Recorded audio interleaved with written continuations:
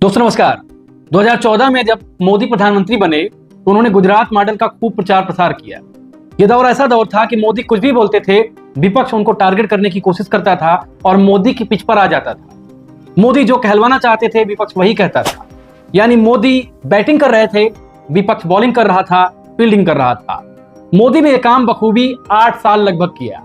लेकिन 2024 लोकसभा चुनाव के 2 साल पहले से लेकर मोदी की नैया डगमगाने लगी और जैसे ही इनकी नैया डगमगाने लगी शुरू हुआ भारत जोड़ो यात्रा का खेल। और भारत जोड़ो यात्रा जैसे राहुल गांधी ने शुरू किया उसके बाद राहुल गांधी की इमेज में एक ड्रास्टिक चेंज आया। राहुल गांधी एक जननायक के रूप में उभरने लगे और मोदी को जब वो टारगेट करते थे तो मोदी को उनकी पिच पर जाना पड़ा। यही से शुरुआत हुई मोदी के डिक्लाइन की। और आज स्थिति यह है कि मोदी के सांसद, मंडी से सांसद कंगना रणावत इस तरह का बयान दे रही हैं। जो बांग्लादेश में हुआ है ना, वो यहाँ होते हुए भी देर नहीं लगनी थी अगर हमारे इतने शीर्ष नेतृत्व जो हमारे इतने सशक्त नहीं होते। यहाँ पे जो फार्मर्स प्रोटेस्ट हुए वहां पे लाशें लटकी थी, वहां पे रेप हो रहे थे और जब वो किसानों के हितकारी बिल जो वापस लिए गए थे तो पूरा देश जो है वो चौंक गया था और वो किसान आज भी वहां बैठे। कंगना रणावत ने जैसे ही बयान दिया, भाजपा की जो मीडिया सेल होती है उसने नकारा बयान को और कहा कि कंगना रणावत का व्यक्तिगत बयान है, पार्टी का बयान नहीं। यानी किसानों के संदर्भ में अनाप शनाप बोलने वाली कंगना को चुप हो जाना पड़ा।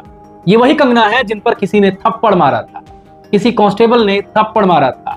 हालांकि बाद में उस कांस्टेबल को सस्पेंड किया गया, बहाल कर दिया गया, वो तो अलग कहानी है। लेकिन कंगना रणावत के ट्वीट के बाद राहुल गांधी का एक ट्वीट फिर से आया। राहुल गांधी ने कहा कि ये सांसद ये भाजपा के एजेंडे पर काम कर रहे हैं और किसानों को बदनाम कर रहे हैं। वही किसान जो मैराथन प्रोटेस्ट कर रहे थे, 700 से ज्यादा किसानों की जान गई, तब भी भाजपा के सांसद किसानों के बारे में दुष्प्रचार कर रहे हैं, उनके प्रति नफरती रवैया अपना रहे हैं। कंगना वही कंगना जब बुद्धि 2014 के बाद खुले तो क्या कहें। ऑफ कोर्स वो आजादी नहीं थी, वो भीख थी और जो आजादी मिली है वो 2014 में मिली है। ये बड़ी अच्छी बात कही आप। ये वही कंगना है जिन्होंने कहा था कि 2014 के बाद हिंदुस्तान को आजादी मिली। वाकई में कंगना रणावत की बुद्धि इतनी बड़ी है कि क्या वो अटल बिहारी वाजपेयी को स्वतंत्र भारत का प्रधानमंत्री मानती हैं?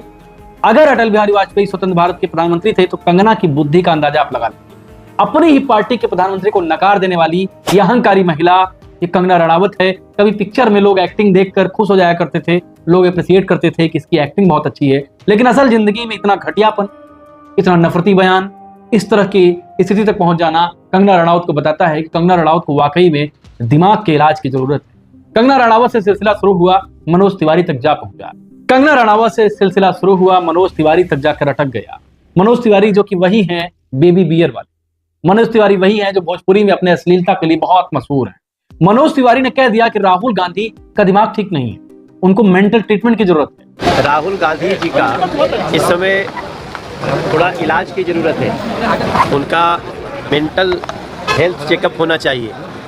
जो व्यक्ति 90% की बात कर रहा है, जो व्यक्ति भारत में सामाजिक न्याय की अलग जगह रहा है, जिस व्यक्ति के बोलने के बाद भाजपा के सभी मंत्री ट्विटर पर आ जाते हैं, उसको दिमाग की जरूरत होगी, उसको दिमाग के ट्रीटमेंट की जरूरत होगी मनोज तिवारी कि मनोज तिवारी को खुद इसकी आवश्यकता है।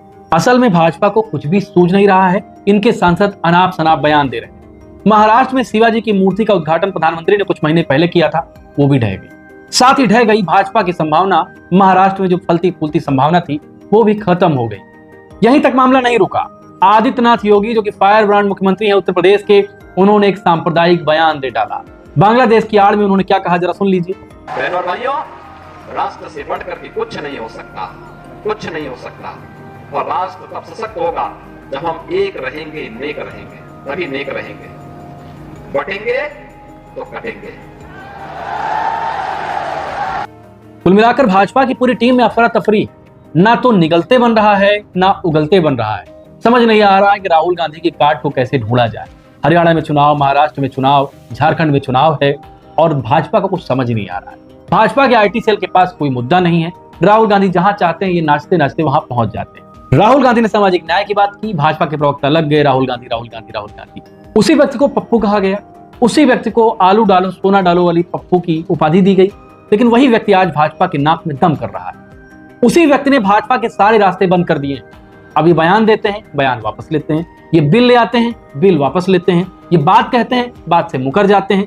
मतलब कुछ भी चल रहा है। भाजपा को समझ ही नहीं आ रहा है कि वो क्या करे क्या ना करे, क्या करे और क्या ना करे कि बीच की स्थिति जो होती है वो किंग कर्तव्य विमूढ़ता की स्थिति होती है।